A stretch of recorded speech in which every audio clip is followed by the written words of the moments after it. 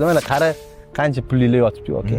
Hoji Akbar to'g'ri aytayaptilar. Ko'chada bir-birimizni siqib ketadigan bo'lsak, to'xtab, mushtlashib, do'pposlashgacha borib yetyapmiz.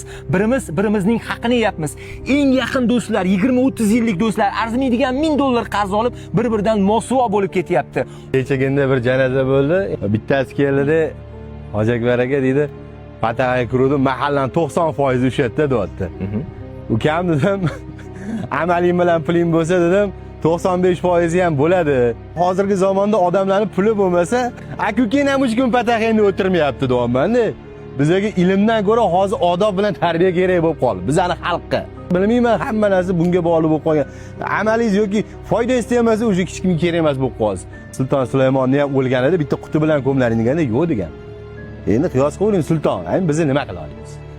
Lahatga tushgan paytingizda bir narsasi bilan ketgan odamni hech ko'rganmisiz? Siz ham ko'rmagansiz, men ham ko'rmaganman, bundan keyin ham ko'rmayman.